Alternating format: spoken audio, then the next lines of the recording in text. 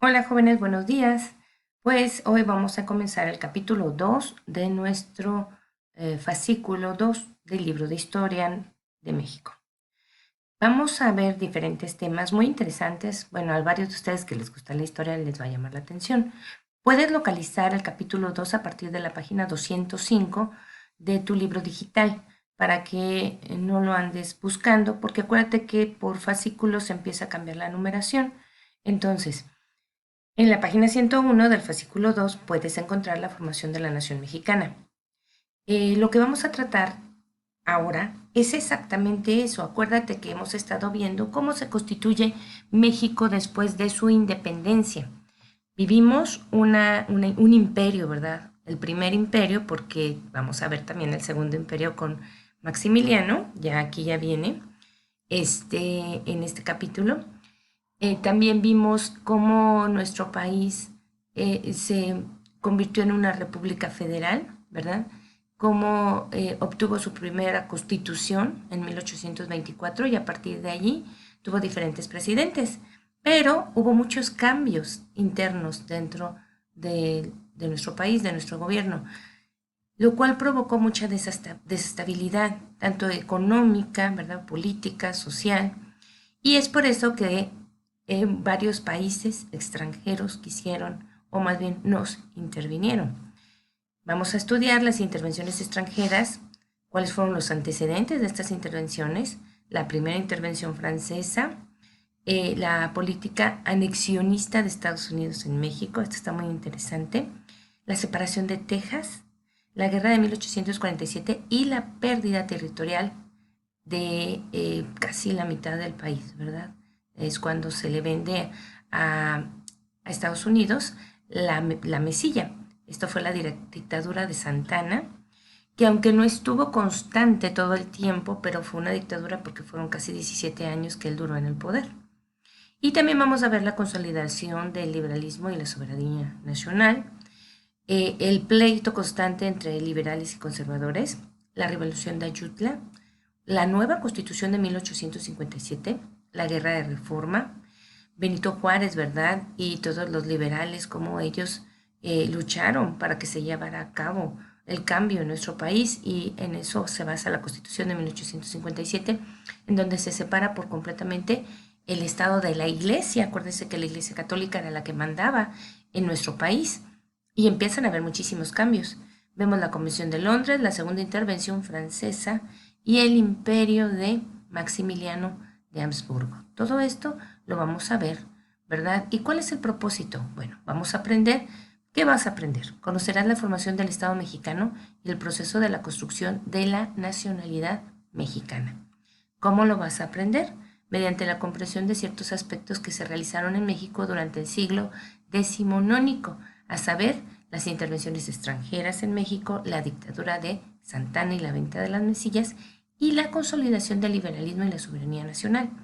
¿Y para qué te va a servir? Bueno, para que puedas relacionar objetivamente los sucesos acaecidos en el siglo XIX con los acontecimientos que actualmente vivimos en México. Así que tenemos que relacionarlos para saber en qué nos sirve el pasado. Acuérdate que si no conocemos nuestro pasado, si no conocemos nuestra historia, desafortunadamente los errores que se cometieron en épocas pasadas los vamos a volver a cometer. Así que tenemos que conocer nuestro pasado. ¿Qué es el capítulo 2? La formación de la nación mexicana. En esta clase vamos a estudiar las intervenciones extranjeras en nuestro país. Y aquí te puedes dar cuenta en este mapa mundi, ¿verdad? Cuáles fueron las intervenciones de Inglaterra, Francia y España a México durante la época de 1835 aproximadamente a 1856, ¿verdad? Vamos a estudiar cuáles son los antecedentes de estas intervenciones, tanto francesa, española, como la americana, ¿verdad? La de los Estados Unidos. Y vamos a empezar con eso, con los antecedentes. Durante los primeros 50 años de la vida independiente, fíjate, 50 años. Acuérdate que en 1821 se constituye México como una nación. Entonces estamos hablando de 1821 aproximadamente a 1870, ¿verdad? México tuvo que enfrentarse a las presiones expansionistas de las naciones más poderosas de su época. España, obvio, deseaba recuperar su colonia. Inglaterra y Francia insistían en el cobro de una deuda que era imposible de pagar. ¿Te das cuenta desde cuándo tenemos una deuda externa? O sea, México desde sus inicios siempre ha estado endeudado.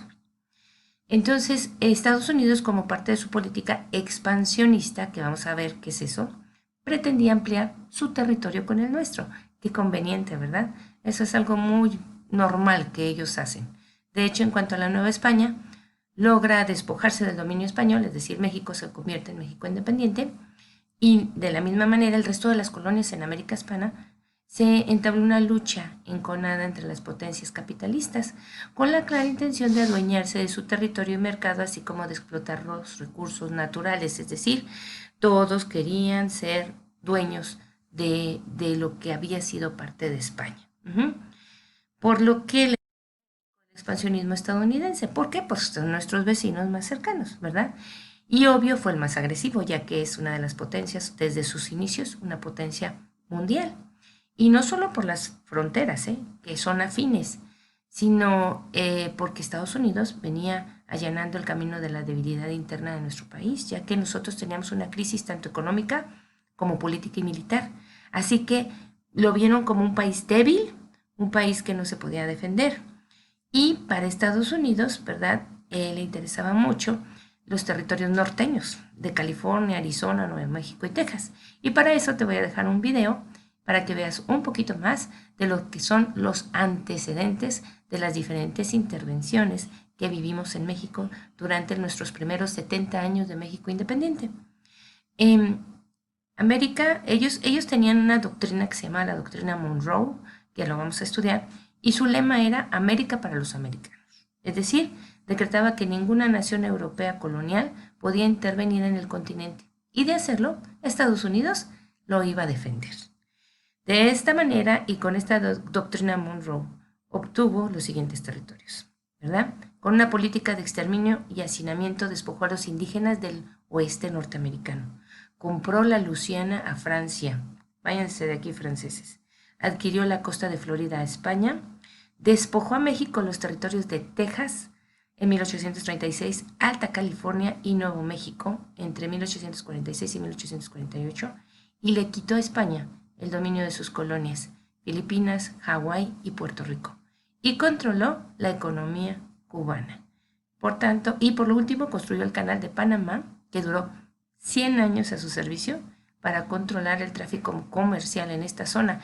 El Canal de Panamá, después les voy a dar un poquito de la historia de esto, qué tan importante era para los americanos ser dueños, si lo podemos decir así entre comillas, de este canal, ya que conectaba el océano, más bien conecta el océano Pacífico con el Atlántico, así que es un buen medio de cruce para todo lo que es el comercio, ¿verdad?